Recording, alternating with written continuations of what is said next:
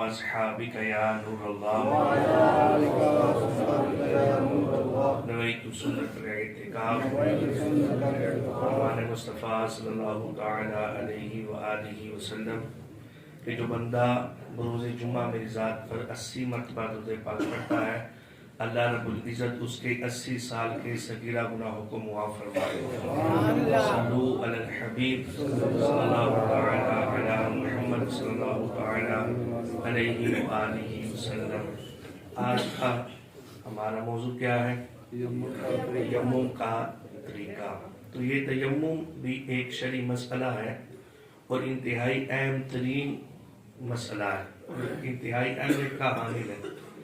یہ بھی کوئی عام مسئلہ نہیں. ہمارے یہاں پر عمومی طور پر اگرچہ تیمم درپیش تو نہیں ہوتا لیکن یہ کہ اس کے مسائل سیکھنا یہ ضروری ہے اور قرآن کی آیت سے یہ تیمم ثابت ہے کہ جب تم پانی نہ پاؤ تو تم تیمم کر لو. یہ تیمم قرآن پاک کی آیت سے بھی ثابت ہے. تو کل ہم نے غسل کا طریقہ سماعت کیا تھا, پرسوں ہم نے وضو کا طریقہ سماعت کیا تھا. اس میں ایک دو باتیں جو ٹائم کی کمی کی پیش نظر وہ رہ گئی وہ میں عرض کر دیتا ہوں کہ وضو میں جب ہم نے کونیوں سمیت بازو دھو لیے تو اب اس کے بعد بعض احباب جو ہے وہ ہاتھوں میں پانی لے کر اس طرح کر کے وہ پانی نیچے کونیوں تک لے کر آتے ہیں. تو یہ طریقہ اس کی کوئی ضرورت نہیں, یہ پانی کا اسراف ہے. جب کونیوں سمیت ہم نے بازو دھو لیے, پانی مکمل کونیوں سمیت یہ پورا ہمارا یہ فرض ادا ہو گیا, تو اب پانی ہاتھ میں لے کر اس طرح جو کر کے وہ پانی نیچے کونیوں تک لے کے جاتے ہیں, اس کی ضرورت نہیں ہے. یہ اسراف ہے پانی کا, اس کو نہیں کرنا چاہیے. اس کے بعد پھر غسل کا طریقہ کار ہم نے سماعت کیا. اگر کسی بندے کو کوئی زخم وغیرہ ہے اور اس پر پٹی بندھی ہوئی ہے تو اب اس کے بارے میں کیا حکم ہے؟ ظاہر ہے اس جگہ پر پانی تو نہیں پہنچے گا اور پٹی لگی ہوئی ہے تو پٹی کے نیچے بھی پانی نہیں پہنچے گا. تو اب اس کے لیے حکم یہ ہے کہ اگر کوئی زخم وغیرہ ہے تو اس پر پٹی بندھی ہوئی ہے تو اس پر وہ مسح کرے گا. اس پٹی پر کیا کرے گا؟ یعنی تر ہاتھ اپنا اس پٹی میں سے, مثال کے طور پر جیسے ہاتھ پر ہے تو اس طرح وہ ہاتھ پورے پر جتنی پٹی ہے اس جگہ پر مسح کر لے گا. یہ ضروری ہے کہ ضرورت سے زیادہ پٹی نہ لگی ہو. ایک تو تھوڑا سا زخم ہے اور پٹی ہم نے پورے ہاتھ پر باندھی ہو تو کوشش یہ کرنی چاہیے کہ پٹی جو ہے وہ اتنی ہو جتنی ضرورت ہے, ضرورت سے زیادہ نہ ہو. اور اگر جتنا ممکن ہو کھولنے کی پٹی تو وہ کھول کر بھی وہاں تک پانی پہنچایا جائے. ہاں بتائیے کہ ڈاکٹر وغیرہ نے باندھی ہے تو اس طرح کی دوبارہ نہیں بندھے گی ہم سے, تو پھر اب اس کے لیے اجازت ہے کہ وہ اس پر مسح کر لیں. تو جو اگر پٹی وغیرہ لگی ہے اس پر مسح کر سکتے ہیں. دوسرا ایک مسئلہ جو بار بار پوچھا جاتا ہے کہ روزے کے دوران اگر بندے کو احتلام ہو جائے سوتے ہوئے تو اس سے بھی روزہ نہیں ٹوٹتا. البتہ ایسا معاملہ ہو تو فوراً غسل کر لینا چاہیے کہ غسل میں تاخیر نہیں کرنی چاہیے. غسل میں کیونکہ جنبی جو شخص ہو, ایسا شخص اگر گھر میں موجود ہو تو اس گھر میں رحمت کے فرشتے نہیں آتے, اور ایسا شخص اگر موجود ہو تو اس سے بہت زیادہ نوستیز کیا ہے کہ بندہ اگر جنبی ہو اور گھر میں رہے تو بہتر یہ ہے کہ جلدی جلدی وہ فوراً سے غسل کر لے. ہاں البتہ یہ کہ ایک نماز کا پورا ٹائم گزر جائے اور بندہ جنبی ہو, اس پر غسل فرض ہو اور ایک وقت ٹائم کا نماز کا گزر جائے, اس کے بعد بندہ پھر گناہگار ہونا بھی شروع ہو جاتا ہے. کیونکہ آپ اس پر غسل فرض تھا کہ اپنا ادا کر کے وہ نماز ادا کرے.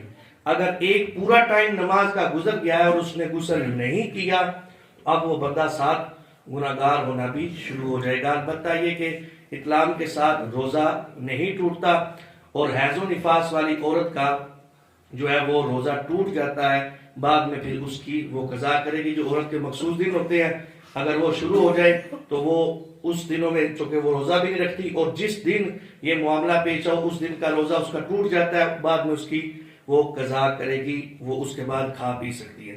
آج انشاءاللہ ہم تیمم کے مسائل کو سیکھیں گے. تیمم یہ کیا چیز ہے؟ تیمم یہ کہ اگر بندے کو پانی پر قدرت نہ ہو, یعنی اس کے پاس پانی نہ ہو اور 1 میل تک چاروں طرف پانی تک رسائی نہ ہو یا 1 میل دور تک پانی نہ ہو, یہ تقریباً 1.5 کلومیٹر بنتا ہے, تو اتنی دور دور تک پانی نہ ہو تو اب بندہ تیمم کر سکتا ہے. یا پانی پر قدرت نہ ہو, یعنی مثال کے طور پر پانی تو ہے, ہم سائیے کے گھر پانی ہے لیکن وہ دیتے نہیں ہیں, اب جس کو قدرت نہیں ہے یا پھر پانی اس جگہ پر بکتا ہے تو اس کے پاس پیسے نہیں ہے کہ وہ خرید سکے، تو اس طرح اگر کوئی بندہ پانی پر قدرت نہیں رکھتا تو اب یہ بندہ تیمم کرے گا۔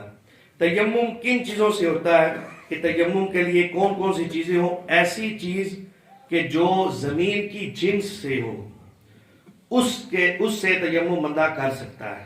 ایسی چیز زمین کی جنس سے ہو، اس کی سمجھنے کے لیے یہ ہے کہ ایسی چیز کہ جو آگ میں رکھنے سے نہ نرم ہوتی ہو، نہ پگھلتی ہو، اور نہ ہی جل کے راکھ ہوتی ہو، وہ زمین کی جنس میں سے ہے اور اس سے بندہ تیمم کر سکتا ہے۔ مثال کے طور پر مٹی ہے، اس کو آگ میں اگر ڈالا جائے تو کیا وہ پگھل جائے گی؟ جل جائے گی، نرم ہو جائے گی۔ پتھر ہے، کیا وہ پگھل جائے گا؟ نرم ہو جائے گا۔ اس طرح ریت ہے، جو بھی زمین کی جنس سے ہے نا، اس سے ہم تیمم کر سکتے ہیں۔ اینٹ سے ہم تیمم کر سکتے ہیں، مٹی سے ہم تیمم کر سکتے ہیں، پتھر سے ہم تیمم کر سکتے ہیں۔ یہ خاک جو ہے، راکھ وغیرہ اڑتی ہے، زمین کی جنس سے ہے، اس سے ہم تیمم کر سکتے ہیں۔ تو ان چیزوں سے تیمم کیا جا سکتا ہے۔ پتھر وغیرہ یا ایسے چینی کے وہ برتن ملتے تھے، ان سے جو ہے وہ تیمم کر سکتے ہیں، کیونکہ وہ بھی زمین کی جنس سے ہے۔ تو ان چیزوں سے تیمم جائز ہے۔ یا پھر بندے کو خوف ہو کوئی تو اس سے وہ وضو چھوڑ کر تیمم کر سکتا ہے۔ مثال کے طور پر اس کے پاس پانی نہیں، وہ باہر کہیں جا کر وضو کرتا ہے، تو اسے یہ ڈر ہے کہ میں باہر نکلوں گا تو دشمن مجھ پر حملہ کرے گا، میری جان کا خطرہ ہے، تو اب وہ تیمم کر سکتا ہے۔ یا ایسی صورت میں ہے کہ اسے ڈر ہے کہ میرا قافلہ نکل جائے گا، ٹرین چھوٹ جائے گی اگر میں وضو کروں گا، تو اب وہ تیمم کر سکتا ہے۔ تو ان صورتوں میں تیمم جائز ہے، بندہ تیمم کر سکتا ہے۔ اب آ جائیے تیمم کے فرائض۔ تو تیمم کے 3 فرض ہیں۔ کتنے فرض ہیں؟ غسل کے کتنے فرض تھے؟ 3۔ وضو کے کتنے تھے؟ 4۔ اور تیمم کے کتنے ہیں؟ 3 غسل کے ہو گئے، 4 وضو کے ہو گئے، اور 3 تیمم کے۔ تیمم میں جو پہلا فرض ہے وہ ہے نیت۔ اب نیت جو ہے نہ تو غسل میں فرض ہے اور نہ وضو میں فرض ہے، لیکن تیمم میں نیت کرنا یہ فرض کا درجہ رکھتی ہے۔ اگر نیت نہیں ہے تو اس سے تیمم نہیں ہوگا۔ تیمم میں نیت کرنا یہ فرض کا درجہ رکھتے ہیں۔ دوسرا چہرے کا مسح کرنا۔ دوسرا کیا ہے؟ چہرے کا مسح کرنا۔ اور تیسرا کونیوں سمیت ہاتھوں کا مسح کرنا۔ یہ 3 فرض ہے تیمم میں۔ پہلا نیت کرنا، دوسرا چہرے کا مسح کرنا، اور تیسرا کونیوں سمیت بازوؤں کا مسح کرنا۔ تو اب اگر ہم نے تیمم شروع کرنا ہے تو سب سے پہلے ہم نے نیت کرنی ہے کہ اللہ رب العزت کی رضا کے لیے، نماز پڑھنے کے لیے میں اپنی اس نجاست حکمی کو دور کرتا ہوں اور میں تیمم کرتا ہوں تاکہ میں نماز پڑھ سکوں اور پاکی حاصل کر کے اللہ کی عبادت وغیرہ بھی بجا لے آؤں۔ تو اس نیت سے ہم نے تیمم کرنا۔ نیت ہوگی، نیت دل کے ارادے سے کو کہتے ہیں۔ اگر زبان سے کہہ لیں تو یہ بھی بہتر ہے۔ اگر کوئی بندہ زبان سے نہیں بھی کہتا، دل میں اس کا پختہ ارادہ ہے، پکا ارادہ ہے، تو اس سے وہ نیت مانی جائے گی۔ نیت کہتے ہی دل کے ارادے کو ہے، زبان سے کہہ لینا یہ بہتر ہے۔ جیسے نماز میں بھی ہم اگر زبان سے نہیں بھی نہ نیت کرتے تو اب اس سے نماز ہو جاتی ہے۔ دل میں اگر پختہ ارادہ ہو کہ میں فجر کے فرض پڑھ رہا ہوں یا میں ظہر کے فرض پڑھ رہا ہوں، ہمارے بعض نمازی تو بعد دفعہ آ کر نیت کرتے ہیں، پوری صف کو پتہ چلتا ہے کہ حضرت نیت فرما رہے ہیں۔ بعض اب 4 رکعت نماز لو، وہ بھائی اتنی اونچی بات سے کہنے کی ضرورت کیا ہے؟ پہلی تو بات نیت دل کے ارادے کو کہتے ہیں۔ دوسرا آپ اگر نیت زبان سے کہہ بھی رہے ہیں تو اتنی آواز سے کہیں کہ اپنے کان سن سکے، ساتھ والے کی نماز کو کوئی خلل پیش نہ آئے، تو آہستہ سے جو ہے وہ نیت۔ بعد اب ایسا لگتا ہے کہ پیچھے سے پتہ نہیں کوئی بندہ لقمہ دے رہا ہے، ایسا بھی شک پڑ جاتا ہے۔ بعض اب آپ جو نیت کرتے ہیں تو نیت دل کے ارادے کو کہتے ہیں۔ تو پہلا جو ہے وہ نیت، سب سے پہلے نیت کریں، اس کے بعد دوسرا اس کا فرض ہے کہ چہرے کا مسح کرنا۔ اس کا طریقہ کار کیا ہے؟ اب کوئی زمین کی جنس سے چیز ہو، اب میں ایک مثال دیتا ہوں۔ یہ میرے سامنے ڈائس پڑا ہوا ہے اور اس پر یہ پھٹی لگی ہوئی ہے، اس پر ہم تیمم کر سکتے ہیں؟ کیوں؟ یہ جل کر راکھ ہو سکتی ہے اور یہ زمین کی جنس سے نہیں ہے۔ ہم دیوار وغیرہ سے اگر مٹی کی دیوار ہو، عمومی طور پہ گاؤں وغیرہ میں یہ مٹی کی دیواریں ہوتی ہیں، تو اس سے تیمم ہو سکتا ہے؟ ہو سکتا ہے، کیونکہ وہ زمین کی جنس سے ہے۔ ہاں البتہ یہ کہ دیوار کے اوپر اگر وہ پینٹ وغیرہ ہو ایسا، تو اس پینٹ پر جو ہے وہ دیوار ہے مٹی کی, اس کے اوپر پینٹ ہے, تو کیا اس پینٹ پر جو ہے وہ ہو سکتا ہے تیمم؟ نہیں ہو سکتا. پلاسٹک پینٹ ہوتا ہے اور یہ میٹ پینٹ وغیرہ, آئل پینٹ وغیرہ, تو اس سے تیمم نہیں ہوتا کیونکہ وہ زمین کی جنس نہیں ہے, کیونکہ اس کی وہ یہ دیوار ہے, ماربل ہو لگا ہو تو اس سے تیمم ہو سکتا ہے کیونکہ وہ زمین کی جنس سے ہے. مٹی کے اوپر یا سیمنٹ کے اوپر اگر وہ پینٹ وغیرہ ہے تو ظاہر ہے پینٹ کی ایک تہ جم جاتی ہے, تو جو زمین کی جنس تھی وہ پینٹ کے پیچھے تھی, اوپر پینٹ آ گیا, اب اس سے تیمم نہیں ہو سکتا. تو اب مثال کے طور پر سمجھنے کہ یہاں پر میرے سامنے زمین کی کوئی جنس وغیرہ والی چیز پڑی ہوئی ہے, یا پھر ایک اور چیز, اگر کوئی کارپٹ وغیرہ ایسا ہے یا کپڑا وغیرہ ایسا ہے کہ جس کے اوپر اتنی گرد ہے کہ اس پر اگر ہاتھ مارے تو ہاتھ کا نشان اس پر واضح ہو جائے, جیسے مٹی زیادہ ہونا تو کارپٹ پہ ہاتھ مارے نا تو ہاتھ کا نشان بن جاتا ہے, تو اتنی زیادہ اگر گرد ہو تو اس سے بھی تیمم کر سکتے ہیں, کیونکہ ظاہر ہے گرد لاگی, زمین کی جنس لاگی, تو اس سے تیمم ہو سکتا ہے. اب تیمم کا طریقہ, سب سے پہلے نیت کرنی ہے کہ میں اللہ رب العزت کی رضا کے لیے, پاکی حاصل کرنے کے لیے تیمم کر رہا ہوں. اس کے بعد پھر جو ہے وہ دوسرا جو فرض ہے وہ ہے چہرے کا مسح کرنا.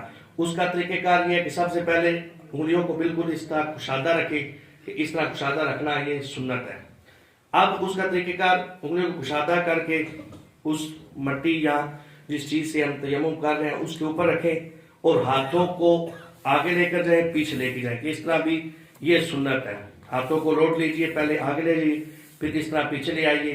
تو اب اس کے بعد ہاتھ اٹھائیں. اگر ہاتھوں پر گرد زیادہ لگ گئی ہے تو ہم طریقہ کار کیا, ان دونوں گوٹھوں کے جڑ کو ایک دوسرے سے ماریں گے اس طرح. گرد اگر زیادہ لگ گئی ہو تو جھاڑ سکتے ہیں, البتہ اس میں یہ ہے کہ آواز نہ پیدا ہو, ایسے جھاڑنا ہے کہ آواز پیدا نہ ہو, اس طرح جھاڑ کے اب اس کے بعد ہم نے چہرے کا مسح کرنا ہے. یہ بات ذہن میں رکھیے گا کہ احتیاط وضو سے زیادہ تیمم میں موجود ہے, وضو سے زیادہ تیمم میں احتیاط موجود ہے. کیوں؟ کیونکہ پانی اپنی جگہ بنا لیتا ہے اور پہنچ جاتا ہے سب جگہ پر تیمم نہیں پہنچے گا جب تک مسح ہم نہیں کریں گے.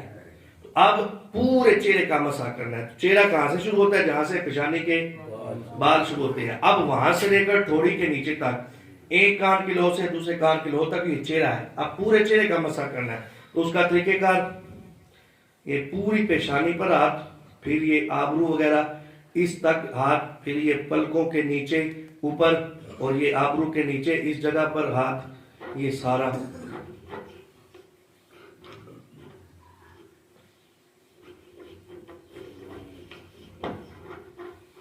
کوئی بھی جگہ چہرے کی ایسی نہ رہ جائے کہ جس پر ہاتھ ہمارا نہ گزرا ہو. اگر ایسی کوئی جگہ رہ گئی بال کے برابر بھی تو تیمم, وجہ کیا ہے؟ ظاہر ہے اس چیز کا مسح نہیں ہوگا, تو تیمم میں مسح کرنا پورے چہرے کا فرض ہے. اور اگر بال کے برابر کوئی جگہ باقی رہ گئی تو وہاں پر مسح نہیں ہوگا. جب مسح نہیں ہوگا تو یہ فرض ادا نہیں ہوگا. جب فرض ادا نہیں ہوگا تو ہمارا تیمم کامل نہیں ہوگا. تو اس میں احتیاط وضو سے زیادہ موجود ہے. اب تیسرا جو فرض ہے وہ ہے کونیوں سمیت دونوں بازو کا مسح کرنا, دھونا نہیں بلکہ بازو کا مسح کرنا. اب اس کے لیے احتیاط, میں نے کہا کہ وضو سے زیادہ تیمم میں احتیاطیں موجود ہیں. اب اگر انگوٹھی پہنی ہے تو تیمم کے لیے اتارنی پڑے گی. وضو میں تو یہ نا انگوٹھی کو حرکت دے لیں تاکہ وہ پانی پہنچ جائے, یا اتار کر پانی پہنچ سکتا ہے, یا اگر اتنی کھلی ہے کہ اس میں پانی گزر جاتا ہے تو انگوٹھی کو حرکت دینے کی ضرورت نہیں ہے. تو تیمم میں زیادہ احتیاطیں موجود ہیں. انگوٹھی اگر پہنی ہے تو اسے اتارنا پڑے گا, گھڑی وغیرہ اگر پہنی ہے تو اسے. اب وضو میں تو یہ ہے نا کہ پانی گھڑی کے نیچے سے گزر جاتا ہے, تو تیمم میں کرنا ہے مسح.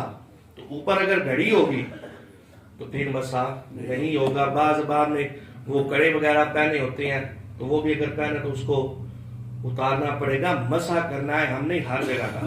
اب اس کا مسح کا طریقہ کار یہ ہے کہ پہلے ہم نے دائیں بازو کا مسح کرنا ہے, یہ کونیوں سمیت, کیونکہ وضو میں بھی کونیوں سمیت دھونا یہ فرض ہے, اور مسح تیمم میں بھی یہ فرض ہے. اس کا طریقہ کار یہ ہے کہ اس طرح ہاتھ رکھ کر دایاں ہاتھ, بائیں ہاتھ کی انگلیوں کا پیٹ جو ہے اس کے اوپر نیچے رکھیں, اپنے دائیں ہاتھ کے اس طرف رکھیں بائیں ہاتھ, اور اس طرح کونیوں تک لے آئیں, کونیوں سمیت. پھر اس کے بعد یہ ہتھیلی سے یہاں سے پھر مسح شروع کریں, کونیوں سے پیچھے, تاکہ کونیاں اس میں شامل ہو. پھر یہاں تک مسح کرتے ہوئے یہاں تک لے آئیں. پھر اس کے بعد یہ دائیں ہاتھ کے انگوٹھے کا مسح کس طرح کرنا ہے, بائیں ہاتھ کے انگوٹھے کی یہ جڑ اور جو پیٹ ہوتا ہے, اس سے ہم نے یہاں سے اس طرح اس کا مسح کر لینا ہے. اور بعد میں انگلیوں کا خلال کرنا ہے, کہ خلال کرنا بھی یہ سنت ہے تیمم میں. داڑھی کا خلال بھی کرنا سنت ہے, اور انگلیوں کا خلال کرنا بھی سنت ہے. داڑھی کا خلال جو میں نے عرض کی وہ بھی کرنا ہے, اور انگلیوں کا بھی خلال یہ سنت ہے. البتہ گرد سے ہم نہیں کر رہے, ورنہ ایسی چیز ہے کہ جس میں گرد نہیں ہے زمین کی جنس سے.